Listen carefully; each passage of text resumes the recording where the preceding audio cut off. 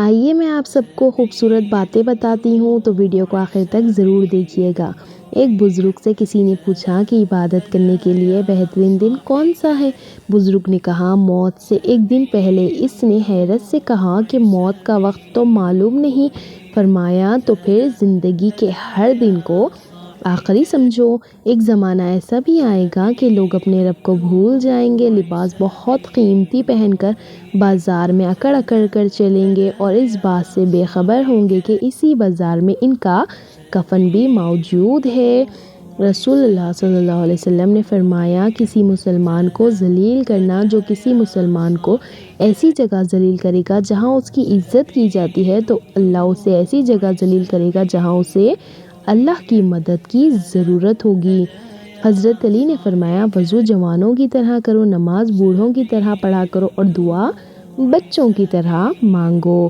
اگر کوئی سائل تمہارے دروازے پر آئے تو اسے خالی مت لوٹاؤ، کیونکہ یہ اللہ کا تم پر کرم ہے کہ وہ اپنی مخلوق کو تمہارے دروازے پر بھیجتا ہے۔ کسی غریب کو تنگ مت کرو، تیری طاقت پیسہ ہے، اس کی طاقت اللہ ہے۔ جب تم نماز نہیں پڑھتے تو یہ مت سوچو کہ وقت نہیں ملا، بلکہ یہ سوچو کہ تم سے ایسی کون سی خطا ہوئی کہ اللہ نے تمہیں اپنے سامنے کھڑا کرنا بھی پسند نہیں کیا۔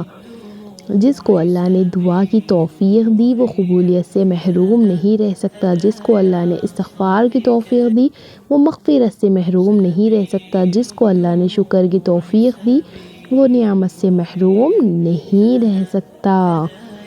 مہمان کے آ جانے پر اپنا دل تنگ نہ کرو، کیونکہ مہمان اللہ تعالیٰ کی رحمت ہوتی ہے اور اللہ تعالیٰ اس پر رحمت نازل فرماتا ہے جس کو پسند کرتا ہے۔ جو لوگ گناہ کرنے کے بعد توبہ میں ٹال مٹول کرتے ہیں، ایسے لوگوں کو موت اچانک آتی ہے، یعنی ان کی موت زیادہ تر حادثات میں ہوتی ہے، حادثات ہوتے ہیں۔ اسی لیے توبہ کرنے میں بھی کوئی دیر نہ کرے۔ اللہ کو دل اور زبان کا سخت ہونا پسند نہیں، اسی لیے اللہ نے دونوں میں ہڈی کے بغیر بنایا ہے، اسے نرم رکھو۔ پانی اور نماز ایک جیسے ہیں، پانی محتاج نہیں پینے والوں کا اور نماز محتاج نہیں پڑھنے والوں کی۔ دونوں کے لیے پیاس ضروری ہے، جسم کی پیاس کے لیے پانی، روح کی پیاس کے لیے نماز۔ اللہ سبحانہ تعالیٰ آپ کی روح کو ہمیشہ نماز کا طلبگار رکھے، آمین۔ اگر ہم سب سے غلطی ہو جائے تو ابلیس کی طرح دلیر نہیں ہونا چاہیے، بلکہ معافی مانگ لینی چاہیے، کیونکہ ہم ابن آدم ہے، ابن ابلیس نہیں۔ ماں کھانے میں کچھ بنائے تو اس کی تعریف کیا کرو اور اسے اللہ کا شکر ادا کر کے کھایا کرو، کیونکہ کچھ لوگوں کے پاس نہ کھانا ہوتا ہے اور نہ ماں ہوتی ہے۔ جیب بھاری ہو تو دشمن بھی خطائیں معاف کر دیتا ہے اور ہاتھ خالی ہو تو سگے بہن بھائی بھی منہ پھیر لیتے ہیں۔ ہر کوئی میرا ہو جائے ایسی میری تقدیر نہیں، میں وہ شیشہ ہوں جس کی کوئی تصویر نہیں۔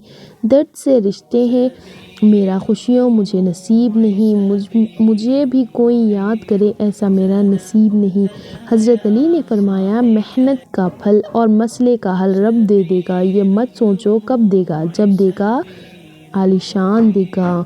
جس کا ضرب دیکھنا ہو اسے عزت دو، فطرت دیکھنی ہو تو اسے آزادی دو، نیت دیکھنی ہو تو اسے قرض دو، خصلت دیکھنی ہو تو اس کے ساتھ کھانا کھاؤ، اور 4 غلطیوں سے بچو۔ شریف کو بے وقوف مت سمجھو، مکار کو عقل مند مت سمجھو، قاتل کو بہادر مت سمجھو، مالدار کو بڑا آدمی مت سمجھو۔ بیوی سب سے گہری دوست ہوتی ہے، بیوی سے بڑھ کر دنیا میں کوئی دوست نہیں ہو سکتا۔